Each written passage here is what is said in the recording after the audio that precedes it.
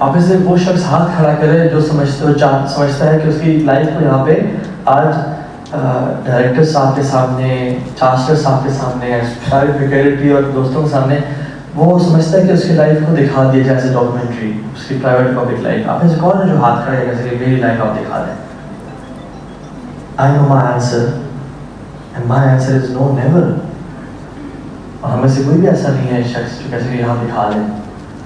تو کل تو قیامت کے دن اللہ تعالیٰ ہوں گے اور رسول اللہ صلی اللہ علیہ وسلم موجود ہوں گے، اور آدم اور نوح اور شیش اور موسیٰ اور عیسیٰ ہوں گے، اور آپ کے پیرنٹس ہوں گے، اور آپ کے سبلنگز ہوں گے، اور آپ کے اسپاؤزز ہوں گے، اور آپ کے گھر والے ہوں گے. جب اس میں سب دکھا دیا جائے گا تو پھر جو شخص کانفیڈنٹ فیل نہیں کر رہا نا، اس کو پتہ ہے کہ my life is a work in progress. اس کو آج چاہیے کہ وہ آج توبہ کرے، آج اپنی لائف کو بہتر کرے. تو پہلی تو بات ہے کہ اپنی تنہائیوں کو پاک اور صاف کرے. دوسری بات جو ہے نا وہ یہ ہے کہ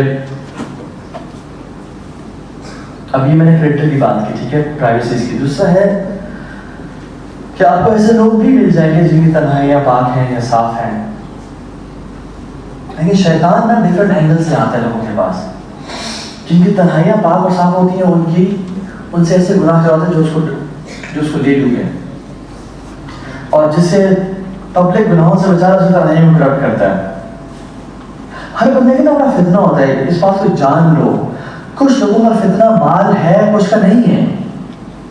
کچھ کا فتنہ، کچھ خواتین کا فتنہ مرد ہے، کچھ کا نہیں ہے. کچھ مردوں کے لیے فتنہ خواتین ہے، کچھ کے لیے اتنا نہیں ہے جتنا باقیوں کے لیے. کچھ کا فتنہ فیم ہے، کچھ کا فتنہ اچھی اتھارٹی اور اچھی جگہ پہ پہنچنا ہے.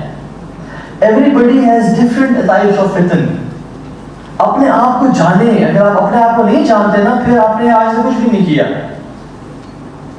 تو وہ ہے Sun Tzu the art of war, Japanese ایک وہ ہے، اس میں لکھتا ہے کہ if you know yourself and know your enemy, nothing can defeat you. But if you know your enemy but you don't know yourself, for each victory you will have a loss. But if you don't know the enemy and don't know yourself, پھر losses اور شکست آپ کے تقدیر لکھی جا چکی ہے. So we know شیطان but we don't know ourselves. Or the worst case is we don't know ourselves and we don't know شیطان, how شیطان manipulates. بہت دفعہ ہمیں خیال آتا ہے اور ہم کہتے ہیں میں سوچ رہا ہوں، واللہ میں نہیں سوچ رہا ہوتا، یہ شیطان نے وسوسہ دیا ہے. Are you able to differentiate? Oh, wait a second. یہ میرا خیال طریقے سے شیطان نے وسوسہ دیا ہے. کسی میری والدہ کے بارے میں، مجھے فلاں لڑکی کے بارے میں، فلاں مرد کے بارے میں، یا اپنے دوست کے بارے میں کہ دیکھو وہ تمہارے بارے میں جو بات کر رہا تھا نا، اس کو میں ٹانٹ کیا ہے. دل میں بری خیال آتی ہے. Are you able to differentiate between your own thinking and the thought that shaitan gives to you? But in the terms of waswas, آپ سمجھتے ہیں ہماری اپنی سوچ ہے. ہماری اپنی سوچ اکثر نہیں ہوتی ہے. تو جو شیطان جن لوگوں کو پرائیویسیز میں نہیں پھنسا سکتا نا، جو پرائیویسیز ان کی تگڑی ہے، اسٹرانگ ہے، وہ گناہ نہیں کرتے، تو کیا کرتا ہے؟ ڈفرنٹ اینگل سے آتا ہے.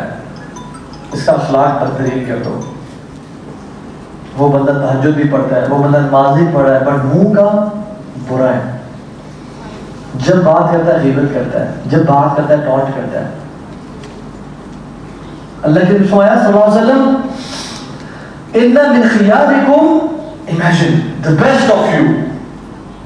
وہ جو بار بار حج کرتا ہے، جو جہاد کرتا ہے، احاسنکم اخلاقا، جو اپنے اخلاق میں سب سے بہترین ہے، جو اپنے اخلاق میں سب سے بہترین ہے.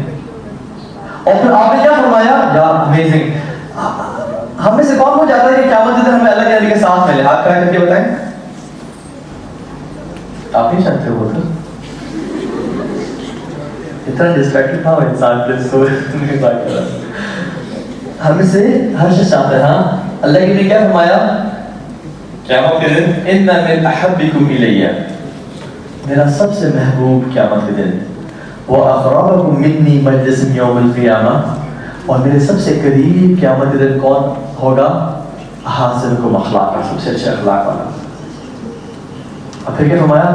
وان من ابغضکم منی، اور سب سے مجھے نفرت اس بندے سے ہوگی، وابعدکم مجلسا یوم القیامہ، اور قیامت کے دن سب سے دور میرے پتہ کون ہوگا؟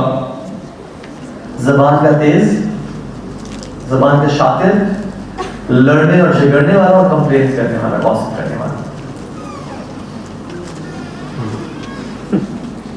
اگر میں بوائز کی بات کروں تو بوائز میں شاید گوسپ والا فتنہ اتنا نہیں ہے جتنا ٹیمپٹیشن اور ڈیزائرز والا فتنہ ہے, ٹو بی آنیسٹ.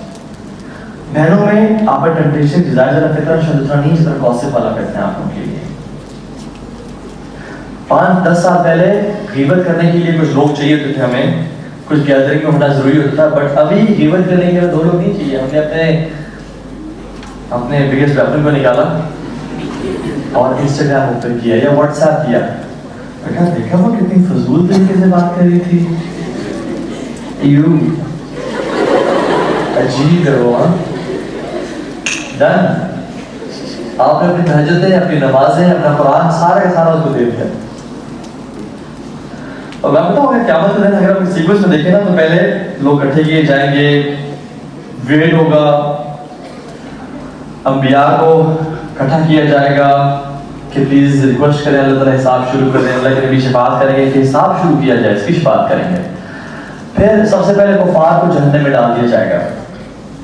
پھر اللہ تعالیٰ اعلان کریں گے کہ یوم یکشف عن ساق ویدعون الی السجود. اللہ تعالیٰ اپنی پنڈلی کو جو شان کے لائق ہے ایکسپوز کریں گے اور کہیں گے لوگوں کو سجدہ کرو. تو لوگ سجدے میں گر جائیں گے, لیکن کچھ لوگ فلا یستطیعون سجدہ نہیں کر پائیں گے. منافقین یہاں سے چھٹ جائیں گے. جو لوگ دنیا میں نماز نہیں پڑھتے, 3 نمازیں پڑھ لی, 4 پڑھ لی, جو 5 نہیں پڑھتے تھے نا, we cannot afford to pray 4.5 prayers a day. 5 ہم پہ لازم ہے. جو لوگ نمازیں 3-4 پڑھتے ہیں ان کو سائڈ, وہاں سے وہ سائڈ ہو جائیں گے. اب بس کے مسلمان, اب یہ مسلمان اللہ کے نبی کے پاس آئیں گے اور ان سے حوض کوثر کا پانی پینا چاہیں گے, تو بہت سارے مسلمان جن کے وضو کے اعضاء روشن ہوں گے پھر سے روک دیں گے ان کو. اللہ کے نبی میرے امتی کو آنے دو. وہ کہیں گے یا رسول اللہ انہوں نے اپنے دین کو بدل دیا تھا آپ کے جانے کے بعد. تو رسول اللہ کہیں گے فَصُفَّ دور کر دو ان کو مجھ سے. یہ وہ لوگ ہیں جنہوں نے دین میں نئی انوویشنز لے کے آ گئے تھے, نئی بدعتیں, 2 عیدیں اور تیسری عید انٹروڈیوس کر لی, 40ویں اور کل اور برسی اور کیا کچھ ہمارے دین میں نیا نیا سب کانٹیننٹ کی ایجادات ہیں. گاڑی دی ہے تو ماشاءاللہ جوتا بھی لٹکا دیا اس کے اوپر اور کالا کپڑا لٹکا دیا ہے, اور جہاں نماز کو فولڈ کر دی کونے سے کہ شیطان آ کے نماز نہ پڑھ لے, اور پھر کیسے چلا رہا کہتا ہے پھٹا ہو جائے گا گھر میں, لڑائی نہ کیا عجیب سپرسٹیشن جس نے کالی بلی گزر گئی تو راستہ کاٹ دے گی. اور عجیب,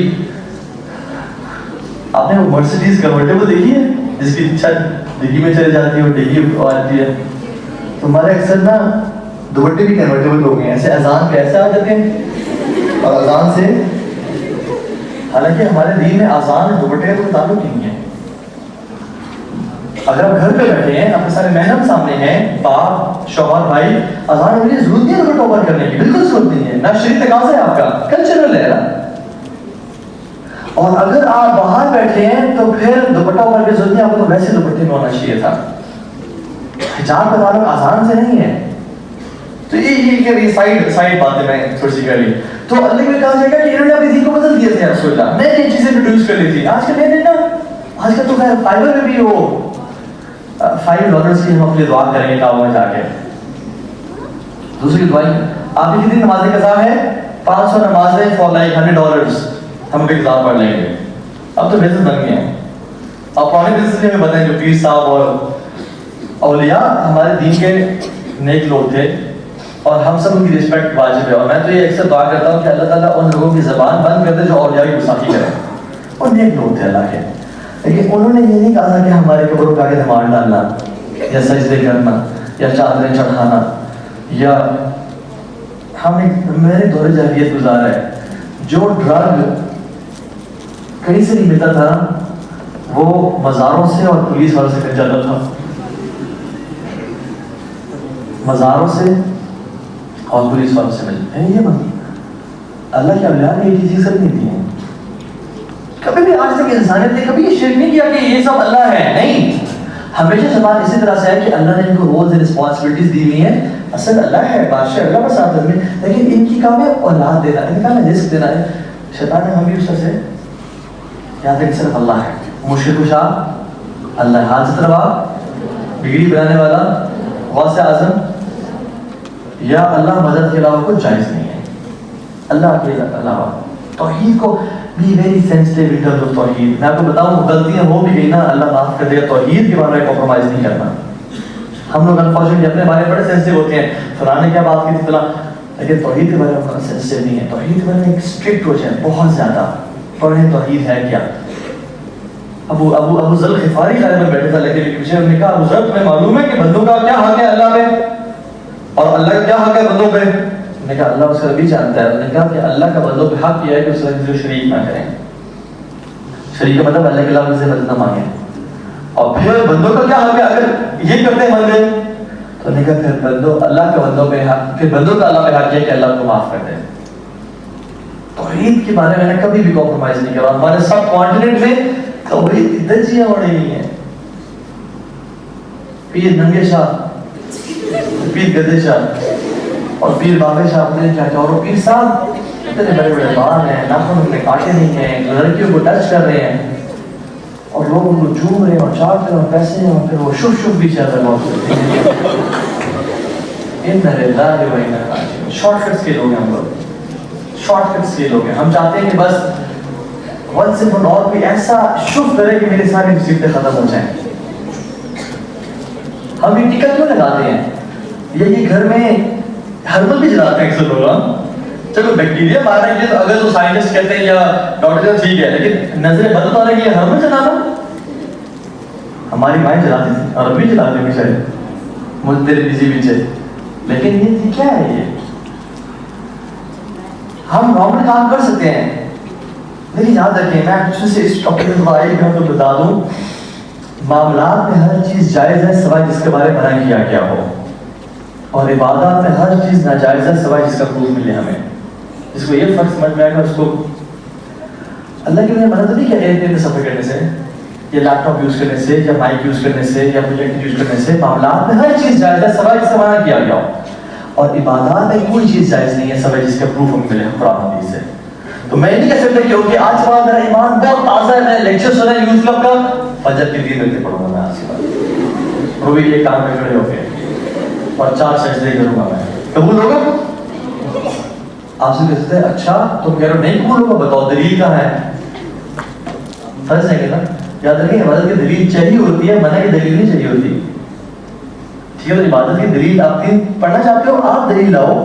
The onus of responsibility is on you کہ آپ بھی کام کرنا چاہ رہے ہو. عبادت کی دلیل چاہیے ہوتی ہے اور معاملات کی منع ہونے کی دلیل چاہیے ہوتی ہے. ٹھیک ہے, تو اب اچھا آپ دلیل ڈھونڈ کے لے گیا کہیں سے کہ 3 رکعتیں میں نے کہتا ہوں کہ 4 پڑھوں گا فجر کی, سب کی نہیں کیا. تو پلیز اپنے نالج بیس انہانس کریں. مختلف جو کتابیں مشہور ہیں نا دنیا میں, وہ سنن ابن ماجہ ہے, سنن ترمذی ہے, سنن نسائی ہے, جو پڑھنی چاہیے. حدیث صحیح بخاری مسلم. پاکستان میں کتاب مشہور ہے, اس کا نام ہے سنن سنائی. سنی باتوں پہ یقین.